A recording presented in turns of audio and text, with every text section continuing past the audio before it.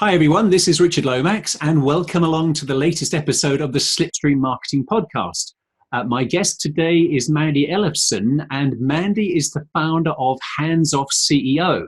And this helps owners of 6- and 7-figure consultancies adopt systems that make their businesses run profitably without them, so they can own their time and then they can spend it however they like.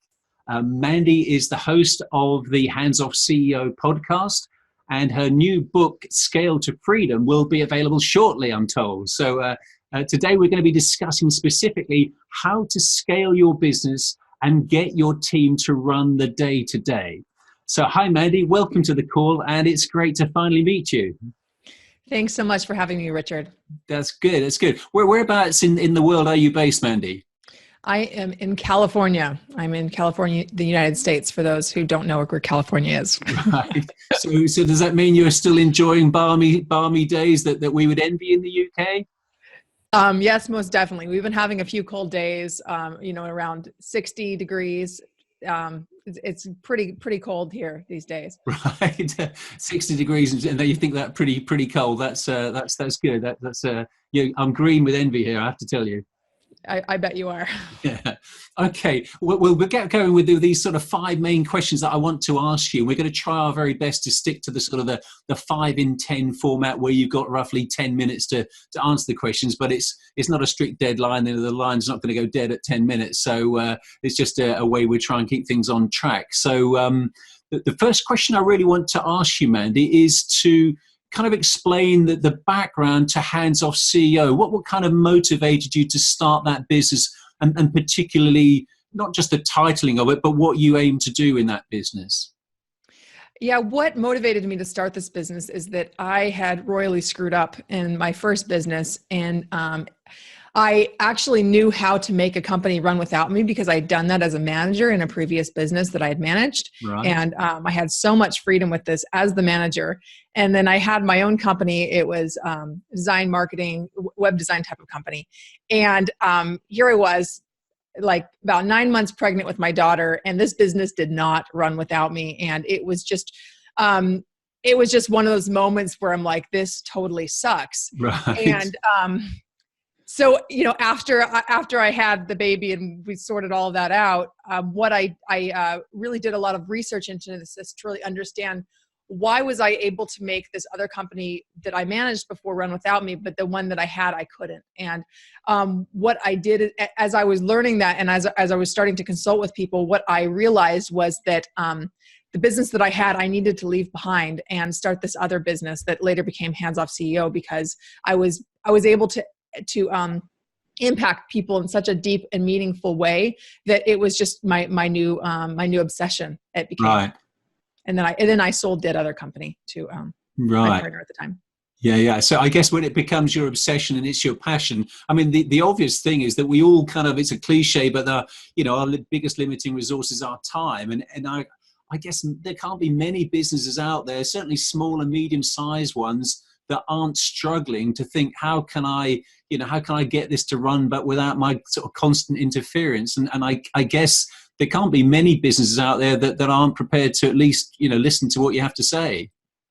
Right. And what I discovered, particularly in my own business, it was a service-based business, is that it's so much harder to do this in service-based companies. And there's not a lot of great resources out there. There's a lot of great resources out there in general for, how to productize your company, how to streamline, systematize, and all of that works great if you have like a manufacturing company, retail, and companies that are inherently scalable. But the problem with service-based businesses is that they are not scalable.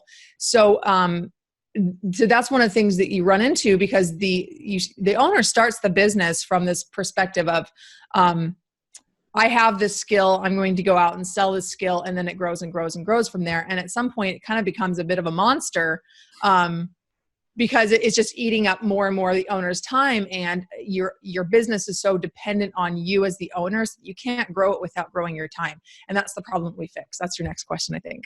Yeah, it is. It's kind of how do you approach this? If you've got a company that's saying, yeah, I've got this monster hanging around my neck, and if I was to walk away from the business, it would collapse in fairly short order.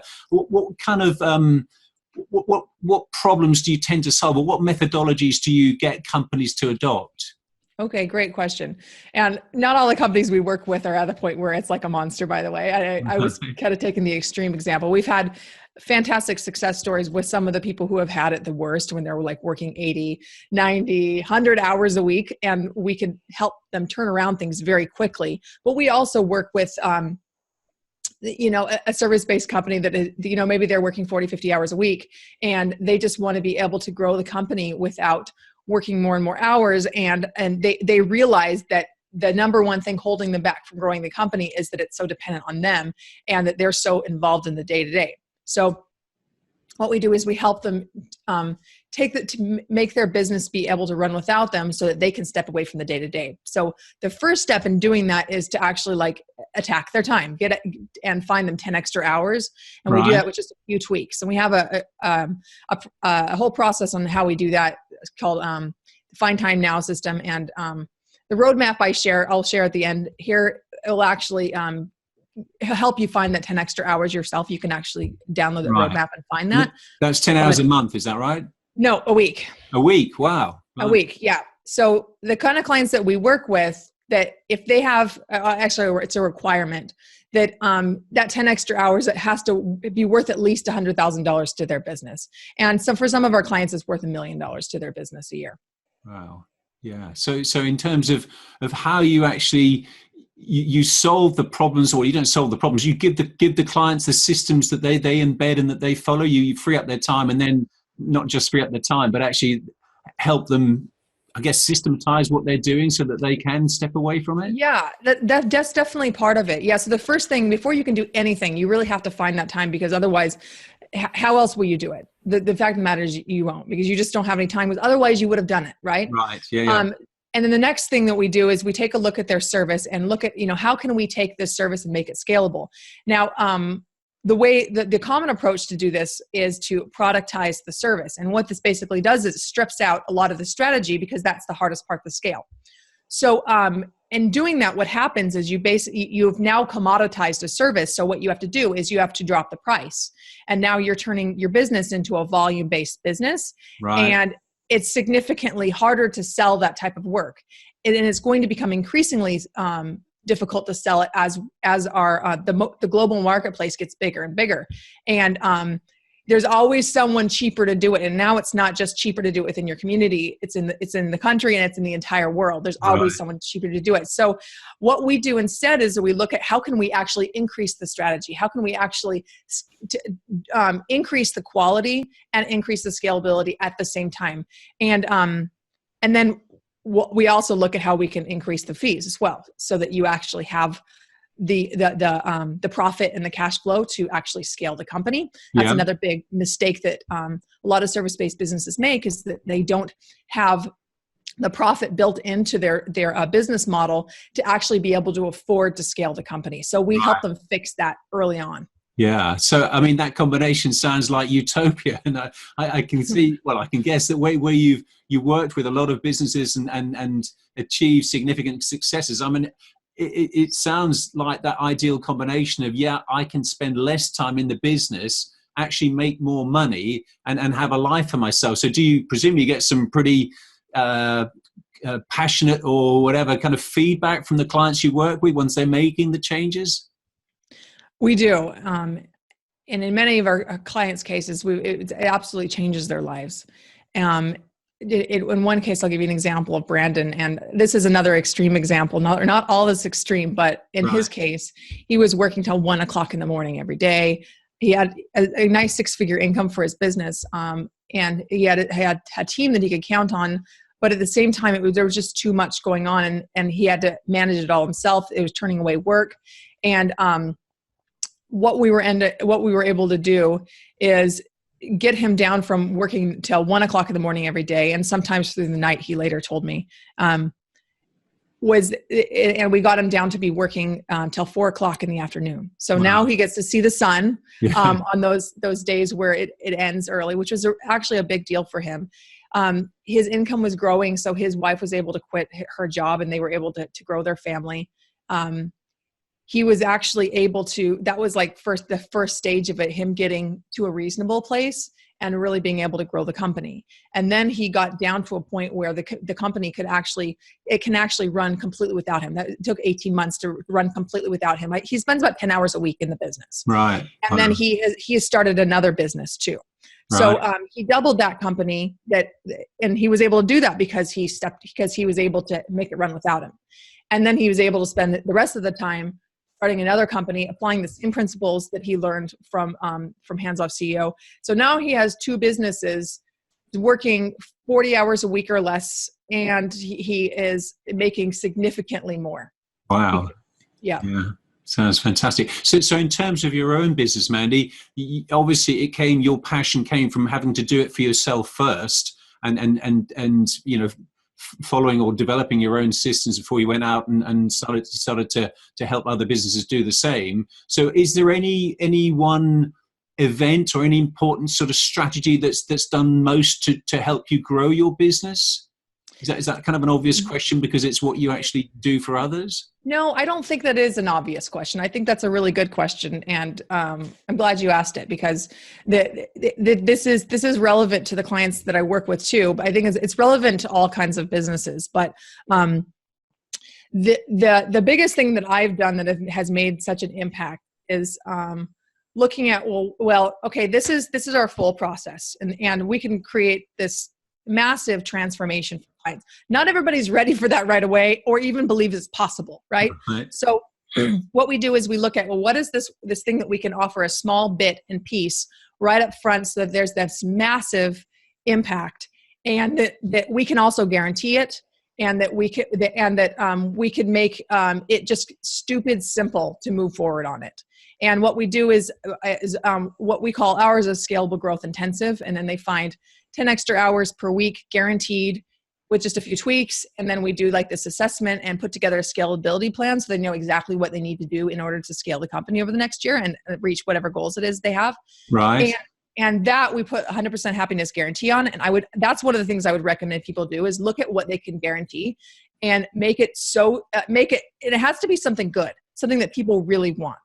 For the right people, when I'm on the call with someone, like a quote sales conversation, I don't really see it as sales conversations. It is so easy because if I have the right person on the line, they're like, they want it so bad. They're like, literally someone the other day said, does anyone ever say no to you on this? Like, really? And I'm like, not the right people.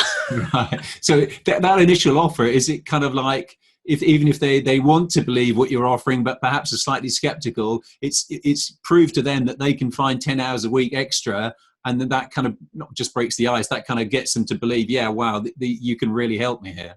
Right. They see that. And there's healthy skepticism, and then there's just skepticism because you're just a skeptical person. The people that are skeptical because they're just like a skeptical person, we just don't work with those kind of people. We just screen them out and say, I don't think it's a fit.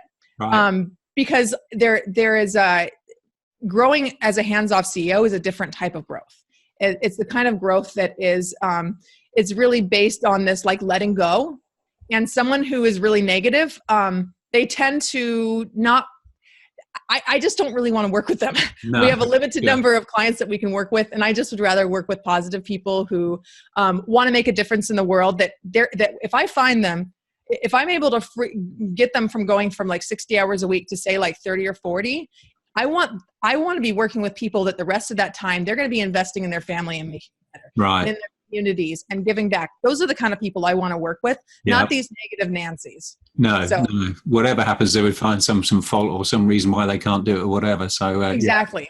Yeah. Brilliant. So in terms of your business career, Mandy, and the various different businesses that you've been through and your learning experiences, is there any piece of advice that you've received that has stood out and you would pass on to any other entrepreneur? Anything, any event or anything that you think, that was a solid sort of, not just say a turning point, but some seriously good advice? You know what? I've thought about this question a little bit before this, and I have to go back to my childhood and share a piece of advice that my dad gave. And he said this probably as a joke, and my mom really hoped that this wouldn't stick, but it really stuck, and it stuck with all of my siblings too. But the advice that he gave was that it's easier to ask for forgiveness than permission. Right. Right. And you could take this in a lot of different ways, but the way that I see this applying to business is that, like, you don't need the permission from anybody, but yourself, really, to go out and really grab what you want. Anything that you think is possible, anything that you hope is even possible for your company, for your life, you can create it.